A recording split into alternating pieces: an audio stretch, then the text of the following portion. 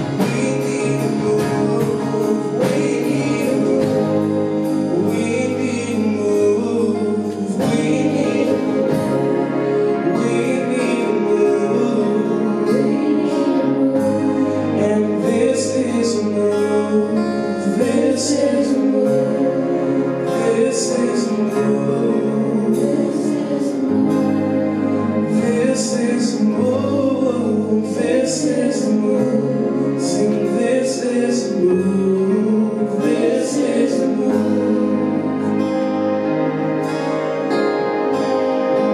Holy Spirit, we just thank you tonight. Holy Spirit, we invite you to move in this place right now. We invite you to move over us right now, Lord Jesus. We just give you permission right now to move over each one of us right now, over our hearts, over our spirits, over our minds right now, Lord Jesus. We worship you tonight, Lord God. We just thank you that you're here with us right now.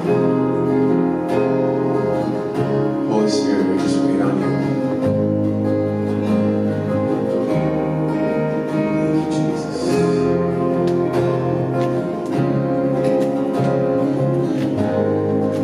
Just want to ask you one thing before we get started tonight. If you could just close your eyes once again and just raise your hands up. As close to heaven as you can possibly get them. Say, Jesus, I need to move in my life. Jesus, we need to move in this youth group, in this community, and in this generation. Jesus, we're asking for a move. Jesus, we're asking for you to do what only you can do. And we thank you tonight that it starts here. It starts with me, and it starts now. In Jesus' name we pray. Amen. I want to pick up where we left off last week. Was the fact that sometimes in our lives, we find it very easy to believe for things in a very vague way. And what I mean by that is sometimes when we think about the rest of our lives, we just think things like, I just want to be successful. I just want to have a good life. I just want to be successful in my job. I want to be successful in my relationships. I want to be successful in general. I want to have money. Has anyone else ever thought any of those things besides me? But kind of vague, right? Like, I just want that to happen. But we don't always have a game plan on how we're going to get there. We don't always know the steps that it's going to take. And sometimes we're not willing to put forth the effort needed to get to where we want to go. It's very easy for you guys to say, I want to, be a good student and get good grades and get into a great college, right? It might be easy for you to say that freshman year walking into there. But maybe some of my seniors, you don't have to raise your hands. You realize somewhere along the way that it's not always as easy as we thought it was going to be. And just wanting to have good grades did not automatically result in having good grades. There was something required from us. There was a focus that we needed to have. And I believe that in our lives it's very important that we have a focus. And so I was going to show a clip last week, and we're not going to show it tonight, but I just want to tell you the basic premise of it.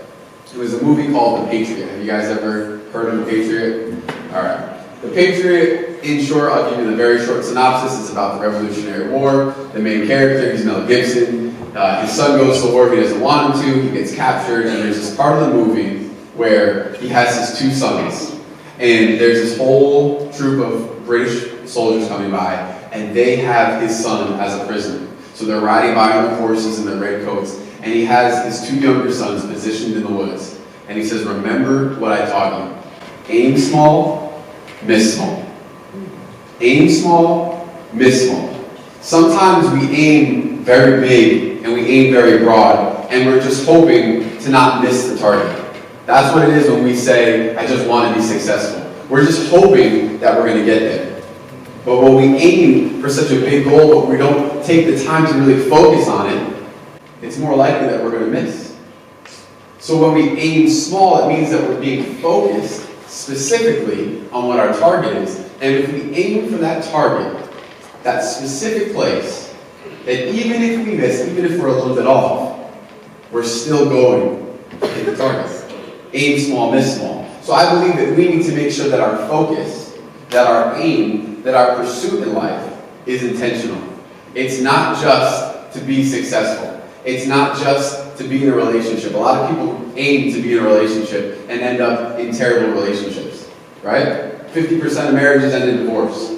It's just a statistic, right? It's just what is out there, because a lot of times people just want to be married, they just want to be in a relationship, and then they just want to have babies to make the relationship better. And a lot of times that doesn't work either, because their goal is simply to have a relationship instead of having the right relationship, instead of aiming for the person that they are supposed to be with, or at least the person that holds the same values and ideals that they do. It's dangerous in life to aim for something so broad and to not know that there is a specific target that we should be going after. And I want you guys to hear that tonight as high schoolers, as junior high, with the rest of your life ahead of you. To know that God has the desire to start to focus your attention where it needs to be, so that you're aiming for the right things. You're not just hoping, but you're aiming because you're going to go after something very intentional and very amazing. Because I believe that God has something amazing for each one of your lives. Do you guys believe that? Yeah? Maybe? I hope so. Alright, so the three things that I think we went over, I don't remember exactly what we said last week, but we're just going to quickly go over them. The three things that sometimes prevent us from focusing on the important things that we need to focus on. Number one, it's comparison. Did we talk about this last week? Comparison. A lot of times we compare to the people around us. We want to try to have what they have, so our focus is just to have what they have. I think there's another slide with like the influencers when you put on there. Right? You type in Instagram influencers and YouTube or whatever, you have all these people that is very easy to compare yourself to try to be like them, to look like them. But guess what? They were meant to be who they were meant to be, and you were meant to be who you were meant to be, and your focus should never to try to, next slide, should never try to be like them, because they were created to be them, and you were created to be you. And if you focus on trying to be somebody else, what are you going to miss out on? Being who you were meant to be, right? I think that's a good point. So Romans chapter 12, verse 6 says, let's just go ahead and be what we were made to be, without enviously or pridefully comparing ourselves with each other or trying to be something we aren't. Isn't it pretty cool that the Bible that was written hundreds of years ago speaks exactly to where we find ourselves today? Yes? This means that this isn't a new thing. This didn't just start happening, that people were comparing themselves to other people. This happened a much, much longer time ago when Paul was writing to the Roman church. We can't compare ourselves to others. We need to be who God created us to be. And the way that we combat comparison is by one very simple word. I don't know if it's the next slide, but it's gratitude. Okay? No more comparison. We need to choose to be grateful for who we are and who God made us to be and what we do have. Sound good? Alright, the second reason why it's tough to us to always have the right focus is sometimes we lack the motivation that we need to pursue the person who we were meant to be. Sometimes we're not willing to put forth the effort or the work to be something great, to do something more. So, a very simple example of this is as a student. Like I said, you might want to be a great student, you may want to get into a great college, but if you're not willing to put forth the effort to do your homework, to do the studying that's required to get good grades in your tests, are you going to be getting into all those schools that you wanted to? Probably not. It requires effort. This works all the way through our lives. This happens to be with health. It happens to be with money. It's with relationships. Any of these things, if we don't have the proper motivation, if we don't push ourselves to try to put forth the effort to be intentional, we can hope that we're going to get there. But what are the chances that we're actually going to get to where we're going? Sometimes we might get lucky, but generally speaking, we're not going to hit the target. So motivation is very important. Sometimes we don't think that we're good enough, so we don't even bother trying. Sometimes we failed in the past, so we think, well, it's not even worth going after it. And sometimes we just got to be willing to get off our butts and do something, right? Sometimes we have to be willing to turn off whatever we have to turn off in order to pursue God. It's so much more important that we know who God created us to be than it is to always be comfortable and to always be like, well, this just feels better. I just want to go after this. Our motivation must not be solely on how we feel, but what we know to be true.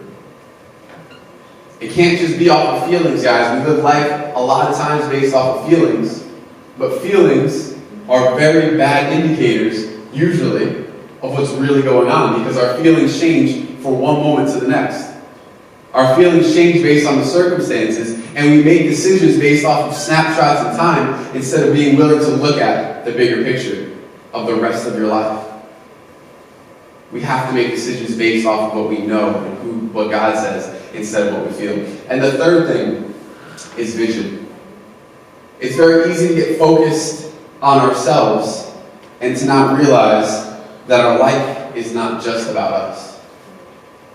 It's very easy to get mirror focused, right? We just constantly look in the mirror and how does this affect me and what is this going to do in my life? And if I pursue this, am I going to be wealthy? Am I going to have money? Am I going to have the friends that I want, the relationships that I want? We keep looking at ourselves and it's all about us. But if our vision is just on us, it is not on two other important areas.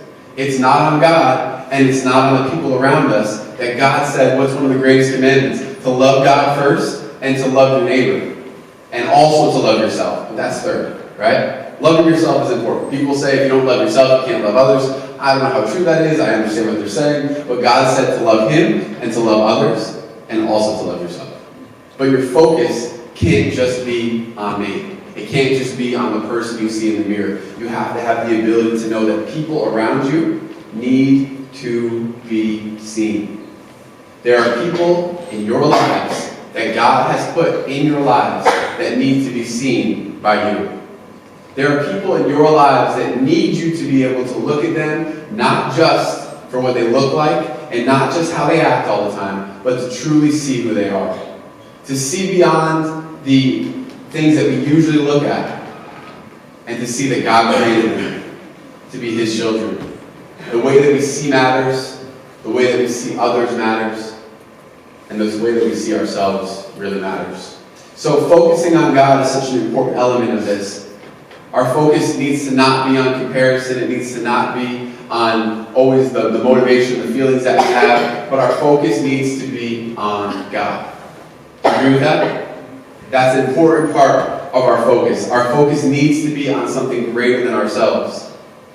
What's one of the biggest reasons why we come to youth group every week? What's the purpose of being here? Anybody? To worship together. Coming together is a huge part of why we come together. Coming together is a huge element of why we come together, for sure. But it's also to learn. It's also to hear about God, but it's also to refocus. Sometimes we just need to get together with other Christians, to get together in an atmosphere, in an environment where we're focusing on God, to simply just refocus and to look at life a little bit differently.